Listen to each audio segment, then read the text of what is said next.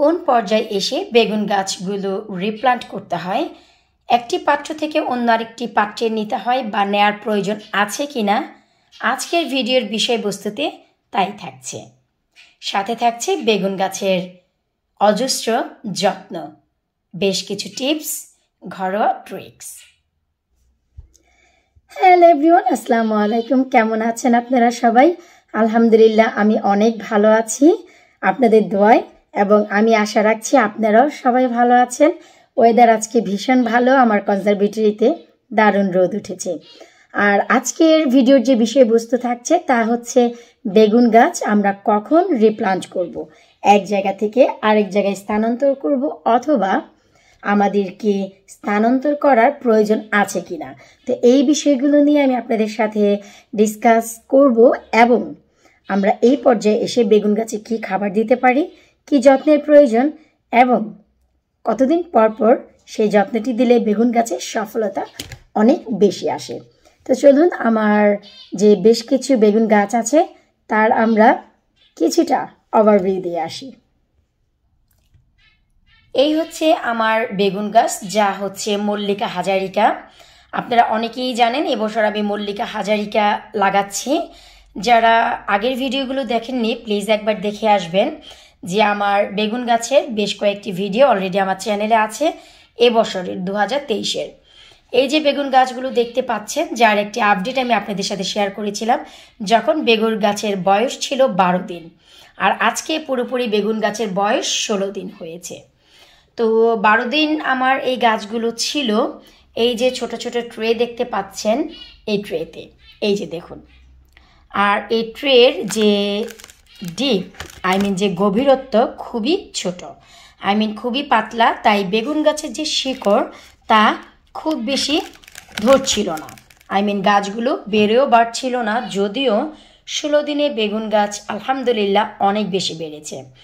তো আমি এই পর্যায়ে এসে যে কাজ করলাম, যখন আপনারা বেগুন গাছ ঠিক এমনই পাতলা পাতলা ট্রেতে বা বড় কোনো পটে একসাথে অনেকগুলো চারা বানান, তখন এই গাছগুলো রিপ্লান্ট করার মানে এক জায়গা থেকে অন্য জায়গায় প্লান্ট করার মতন সময় হয়। যখন একটি গাছে দেখবেন 5 থেকে 6টি পাতা ধরে গেছে, ঠিক সেই পর্যায়ে এসে বেগুন গাছ এক জায়গা থেকে আরেক জায়গায় নিতে হয়। যেমন ঠিক এই যে আমি নিয়েছি, আজ 16 দিন পর আমি বেগুন গাছটি এই পটে দিয়েছি। পটটি মাশাআল্লাহ অনেক বড়। মেইন গার্ডেনে আমার বাহিরে দেওয়ার আগ পর্যন্ত এই পটেই বেগুন গাছগুলো টিকে যাবে, কারণ এই যে দেখুন আমি একটি একটি করে গাছ দিয়েছি এই পটে। সো এই একটি গাছের জন্য এই পটের যে গভীরত্ব একেবারেই যথেষ্ট। আর এই যে এখানে আমি একটু সাইজে বড় পট নিয়েছি এই পট থেকে, সেখানে আমি 2টি দিয়েছি। এই পটে 2টি গাছ যথেষ্ট, এই যে দেখুন। আর আরও একটি কথা, আমার সব গাছ কিন্তু একই তালে একই গতিতে বেড়ে উঠেছে। সবগুলোর সময়, সবগুলোর হাইট, যাকে লম্বা বলে, একই।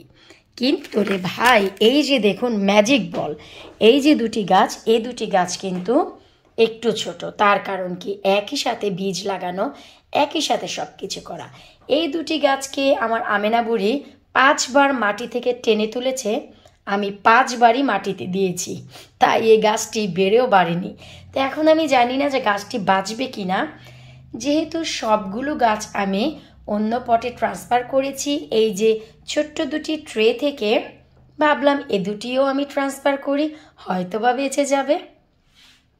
আচ্ছা, তো এখন আমাদের যে কাজটি করণীয়, আমি কিন্তু অনেক ডাম্প মাটিতে বেগুনের চারাগুলো দিয়েছি, কারণ আমার কম্পোস্টের ব্যাগগুলো গার্ডেনে আছে, আর ঝড় বৃষ্টি স্নোতে মাটিগুলো একেবারেই ডাম্প। যদিও প্লাস্টিকের ব্যাগে আমি জানি না, মাটিগুলো খুললেই একেবারে ডাম্প পাচ্ছি আমি, কারণ প্লাস্টিকের ব্যাগে ছোট ছোট ছিদ্র থাকে, হয়তো বা সেখান দিয়ে ঝড় বৃষ্টি বা স্নো যায়, তাই মাটিগুলো একেবারেই ডাম্প। তাই আমি এই যে গাছগুলো ট্রান্সফার করেছি প্রায় আধা ঘন্টা হয়, আমি কোনো প্রকারের পানি এতে ব্যবহার করিনি।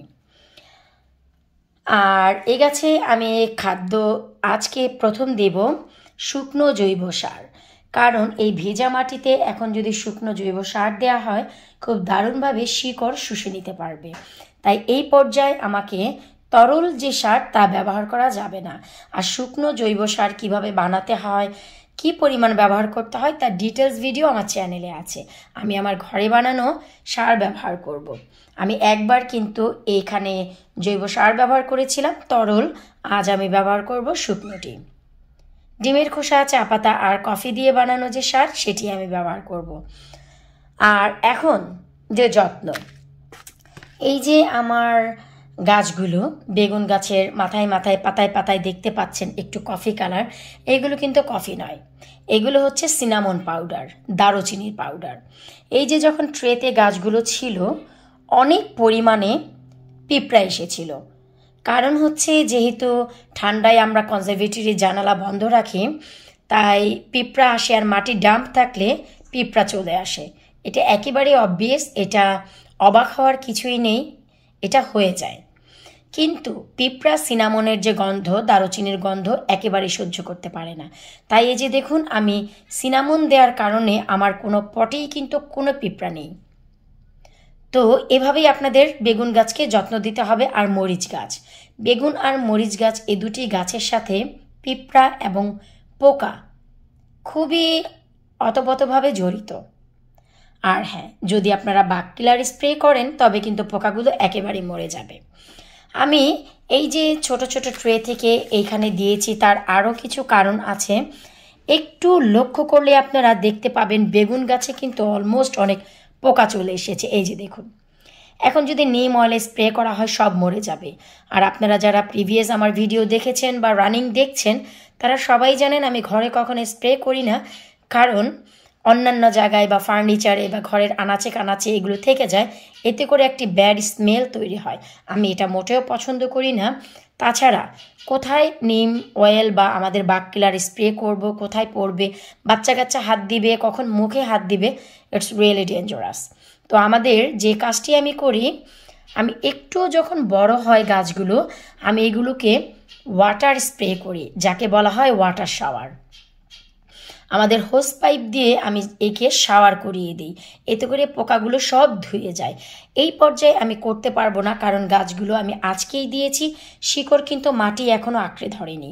তো আমি যদি এখন ওয়াটার স্প্রে করতে যাই হোস পাইপ দিয়ে, তবে কিন্তু গাছগুলো আঁকাবাঁকা হয়ে যাবে। তো আমাকে অ্যাটলিস্ট 2 থেকে 3 দিন অপেক্ষা করতে হবে। তাছাড়া সিনামনের পাউডার পেয়ে পোকাগুলো অলমোস্ট মরা শুরু করেছে, তাই আমি 2 দিন অপেক্ষা করব, তারপর ওয়াটার স্প্রে করব। এই হচ্ছে ভাই ঘরোয়া পদ্ধতির ঘরোয়া যত্ন বেগুন গাছের। বেগুন গাছে বেগুন খেতে হলে একটু অতিরিক্ত যত্ন আপনাকে দিতে হবে, এটা আমরা কম বেশি সবাই জানি।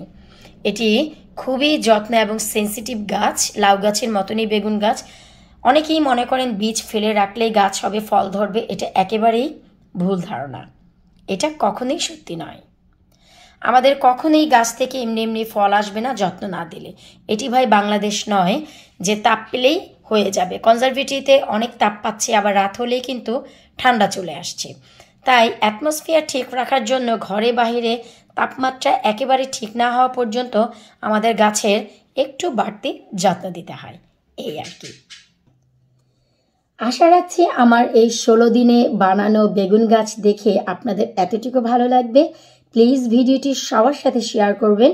চ্যানেলে নতুন আসলে অবশ্যই চ্যানেলটি সাবস্ক্রাইব করবেন, ফেসবুক পেজটি ফলো করে সাথেই থাকবেন। এতে করে যারা একেবারেই নতুন তারা অবশ্যই এই ভিডিওটি দেখে উপকৃত হবেন। আরও একটি কথা, যারা এখনও বেগুন গাছ লাগাননি, প্লিজ বেগুন গাছ আপনারা এখনই লাগিয়ে দিতে পারেন, কারণ বেগুন গাছের জন্য এটি হচ্ছে এখন রাইট টাইম। আমি একটু আগে দিয়েছি, তার কারণও বলেছি, কারণ আমার কনজারভেটরিতে একটু গরম থাকার কারণে গাছগুলো হয়ে গেছে। আর আমি বেশ কিছু জায়গায় দেখছি বা রিসার্চ করে যা পাচ্ছি যে এখন রাইট সময় না লাউ গাছের জন্য বা মিষ্টি কুমড় গাছের জন্য। আমি একটু সরি বলবো তাদেরকে যারা এই কথা বলছেন।